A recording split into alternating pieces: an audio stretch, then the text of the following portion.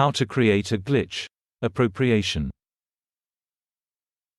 This is a summary episode, an amalgamation of material on the appropriation of identity. It is based upon 5 episodes of the monologues. In this episode 1 we'll be discussing the impact of competition on the principles explained in this podcast. A competitive interaction is one in which the same ultimate principles guide the interaction, but the outcomes are interpreted in such a way that there is always a winner and a loser in the interaction. For example, I discussed how conservation produces scenarios where identity is conserved, which is to say that body switching will occur to produce continuity with an existing identity, rather than the occurrence of new experiences for another individual. So for example, if person A holds the belief that they always give in when the going gets tough, then situations where they did not give in will be assumed by another consciousness or personage. In the case of conservation, this process is called appropriation. Now, appropriation can also occur due to substitution and displacement. If we imagine that person A invades the body space of person B and experiences the thoughts of person B, as a result, this again is called appropriation.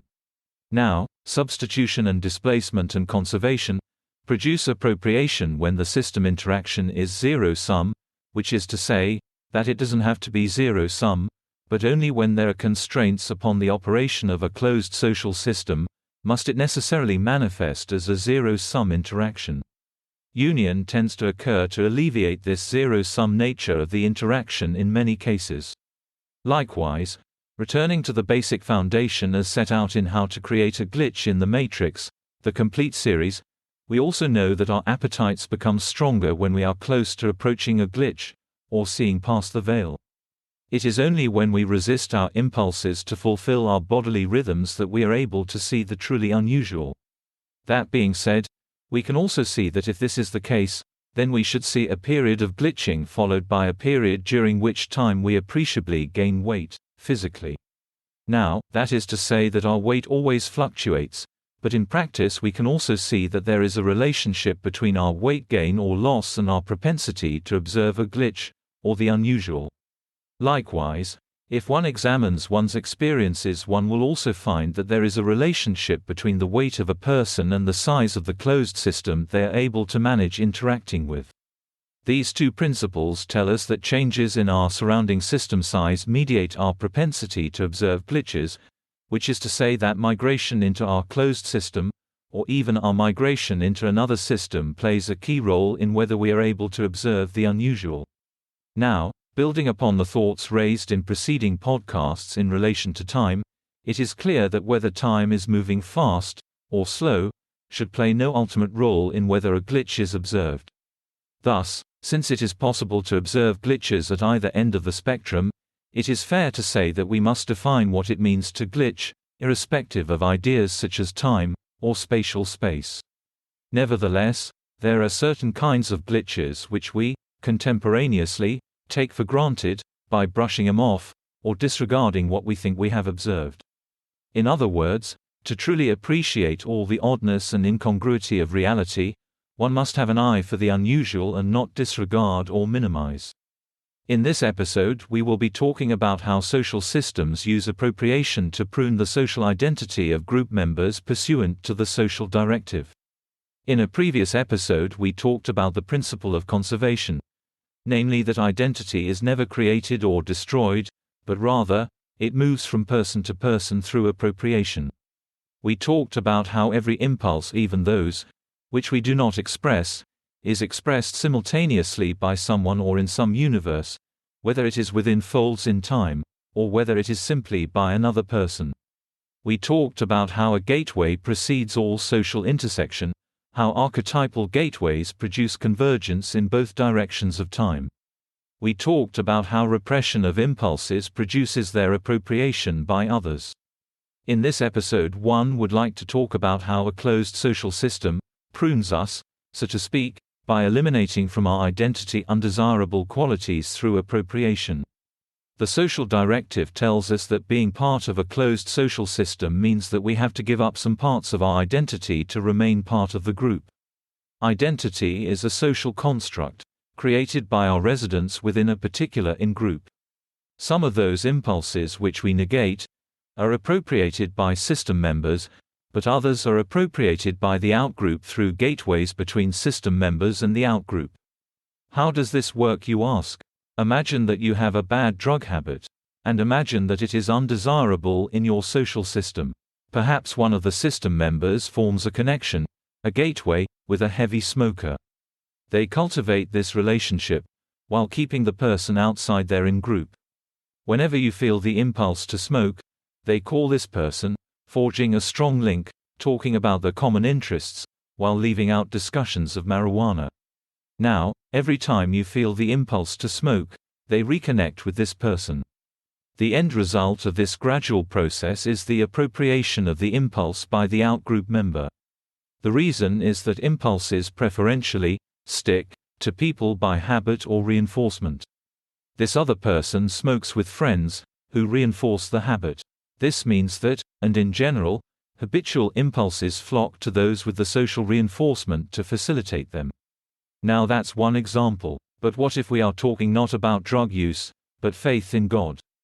Perhaps you cycle through phases or religious practice and agnosticism. Your social grouping views your religious preoccupations as deleterious. This group member forges a relationship with someone who is affiliated with the same religion, but is highly religious. Whenever you form the impulses to practice, they rejuvenate this bond, by calling the person. Gradually the impulse is unworked from your unconscious mind and appropriated by the lifestyle of the religious person. You can see this process at work in your life by asking yourself the following questions. Who does my significant other have in her life outside our social grouping? What do I have in common with those people individually? What happens when she communicates with them to my lifestyle choices? In time, by analyzing your own behavior, you will discover that your personality, through the social directive, is being molded to eliminate what are viewed as deleterious features by those around you in your social grouping. Now the opposite is also true. Those within your social grouping may find their negated impulses appropriated by you. Thus it is possible to accumulate impulses that are unwanted. The process through which this happens is othering, as explained in a previous podcast. Social in-groups will divert deleterious qualities and impulses to someone by othering them. This is most often done by comparing them to some outgroup member and connecting with that member when you begin to exhibit deleterious features. Now, as also explained in a previous podcast, the individuals who enter our lives at given periods reflect an archetypal gateway. Every person in our life is bonded to us by some commonality, our identity convergence with them going forward and backward in time. But, the elimination of that gateway through appropriation follows, resulting in our isolation and individualization. When this happens, it often leads to the end of the relationship. The people in our lives all carry pieces of us, which we reclaim, and we carry pieces of them, which they reclaim. And the process through which this happens is appropriation. This is the third episode of Season 5 of How to Create a Glitch in the Matrix monologues. In this episode, I will be discussing the importance of body switching as a glitch and as part of the system's overall design. First of all, what is body switching? Body switching is when a gateway permits one individual to assume the identity of another individual with the consciousness of the first piggybacking with the second, unplugged so to speak, that is to say, not actively participating in the second's experience but believing himself to be participating. Let's try that again. Imagine you could use anyone's body for your day, only they remain in control, but you think you are.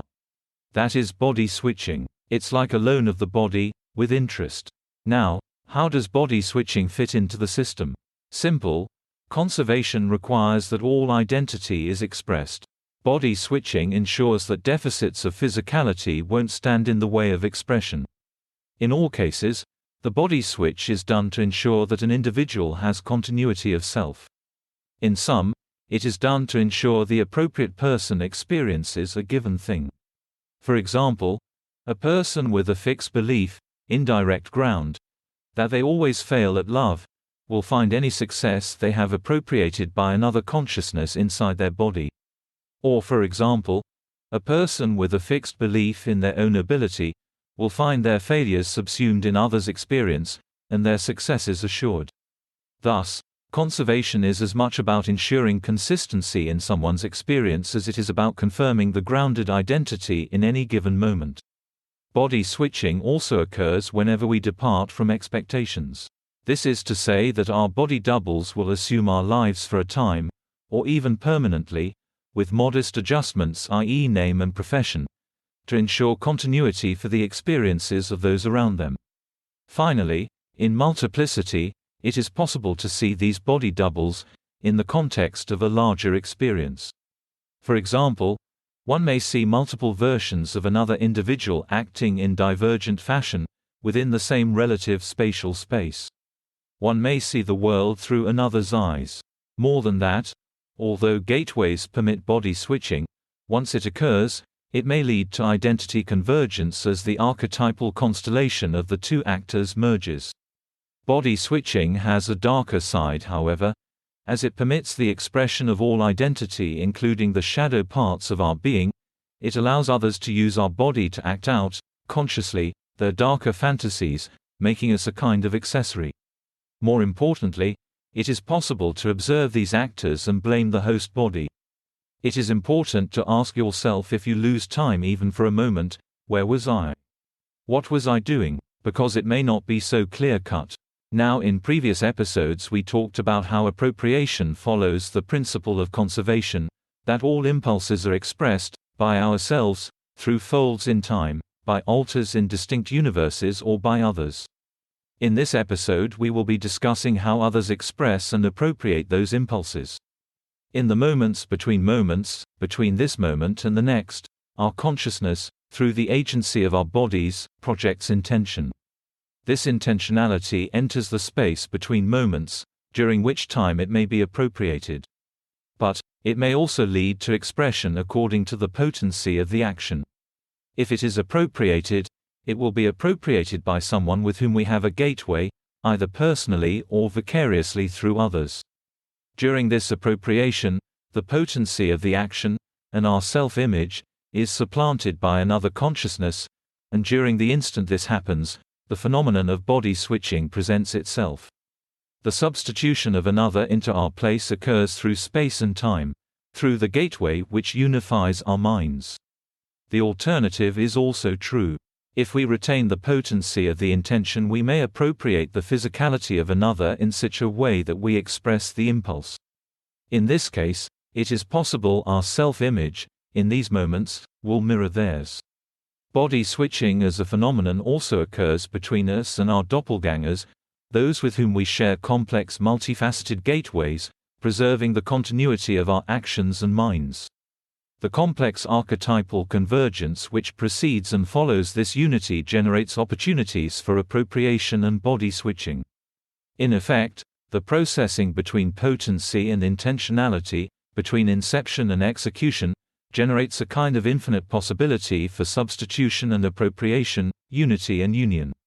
Body switching is the result of this unlimited space of potentiality created by folds in time.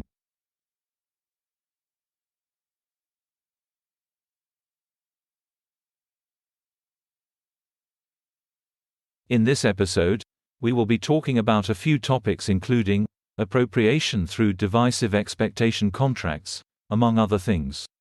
In Season 20, Episode 6, we talked about how divisive expectation contracts are sometimes paired with conjoined expectation contracts during the process of appropriation. In this episode, I would like to explain how spatial non-consensuality plays a role in this process. Now, to start off, let's return to the example given in a previous episode. Imagine that person A and person C were in a relationship, but now person A and person B are.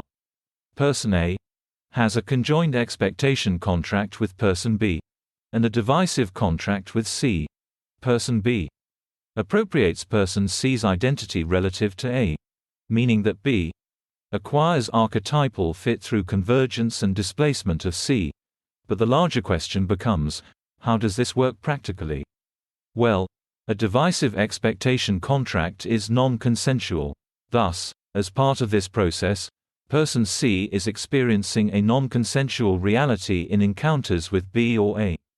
Thus, the principles of substitution and displacement or spatial non-consensuality produce subordination to the tonic, person B, which is preserved by the conjoined contract with A. In other words, person B erodes the physical territoriality of C in that non-consensual space, which is preserved or actualized by A's relationship with B.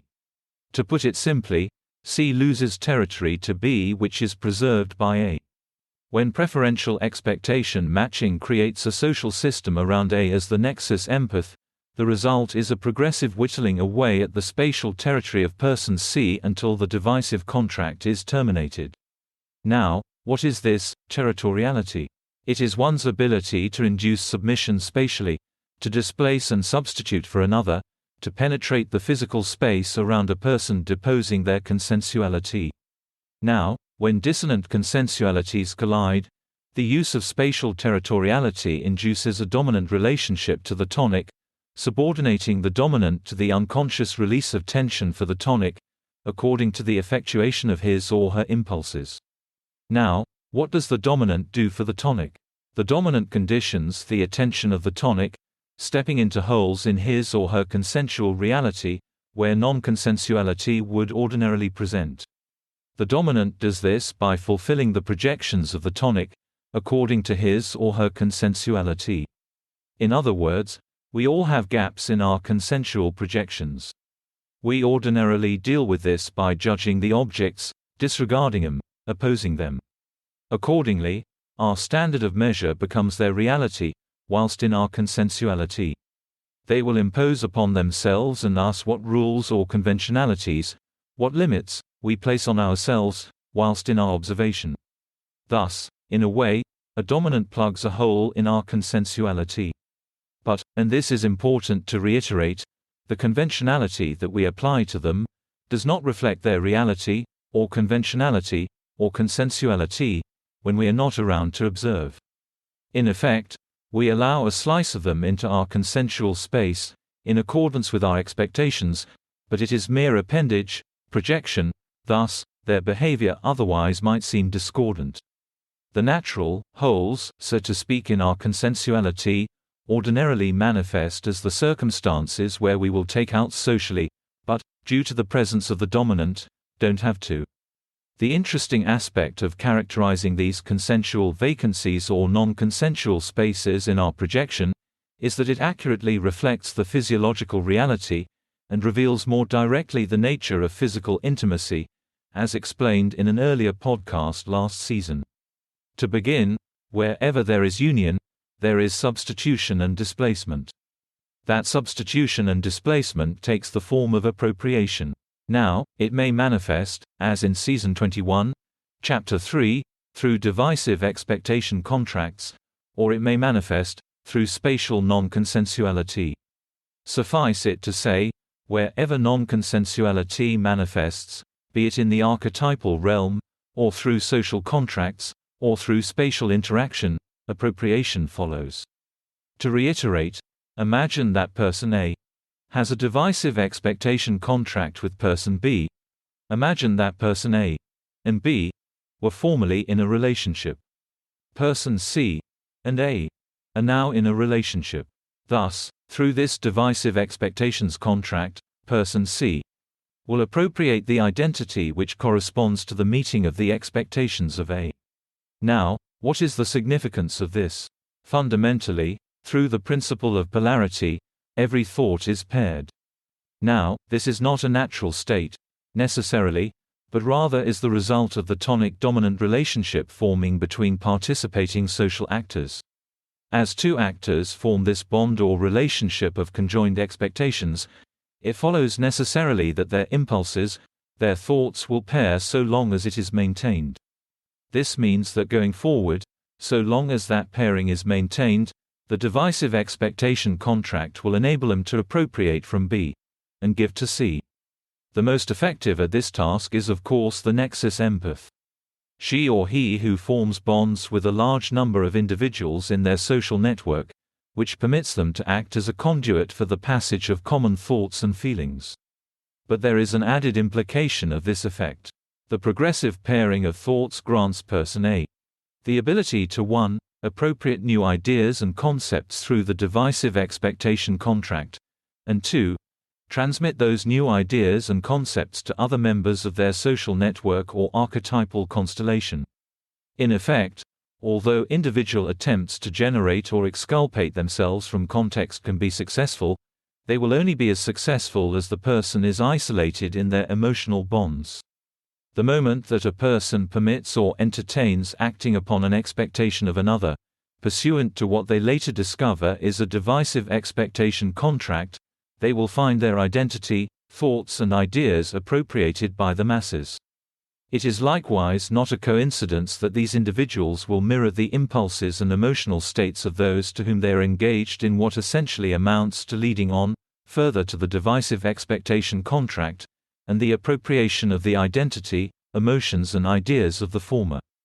Thus, social contracts, and specifically divisive expectation contracts, can be a useful tool for some people, especially nexus empaths, to redirect or revert identity away from unfavored members of their archetypal constellation, to favored ones. How does this manifest? Suppose you are working on an idea for a patent. You are person A. Now suppose you are in a relationship, or at least, are led to believe you are in a relationship with person B, by person B. Now suppose person C, who is a friend of person B, also is in the same field as you. You have a breakthrough one night, and text message person B. You do not detail the nature of the breakthrough, but you have affirmed and met the expectations of person B, so it makes no difference. As a result, person C receives, through the parallel pairing of A to B, and B to C, the same idea. But, due to his association with D, finds it easier to get the preparatory work done to complete the patent. He succeeds in patenting the idea first. This is appropriation. Now, nexus empaths are frequently female, but not necessarily so. Thus, the social economy enables such behavior by commoditizing confidence, contracts and ideas. Many people have no idea they are lifting concepts and ideas from others through their social contracts, but some people do. In the end, the appropriation process is designed to favor those with the ability to influence social contracts, to compel compliance with expectation matching, even using coercive tactics to do so. Whether that involves the incentivization of sex, or the commoditization of attention, ultimately matters less than the underlying impact on innovation and development of thought processes. It is through the process of parallel pairing that men such as Leibniz and Newton developed calculus at the same time. Just as it is through this process that Edison and Tesla competed. Nevertheless, it is often interesting to ask yourself, as an exercise, who was the nexus empath between these two figures? The answer between Leibniz and Newton was John Collins, a publisher. Just as between Edison and Tesla it was Charles Batchelor, Edison's business partner.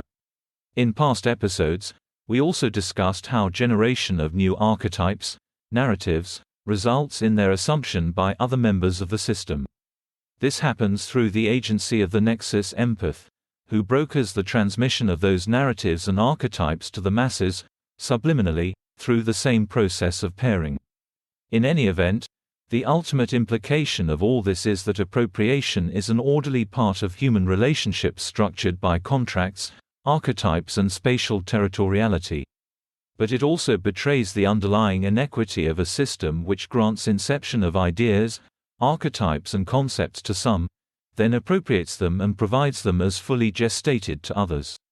That's the end of the podcast for today. If you enjoyed it, please like, comment and subscribe.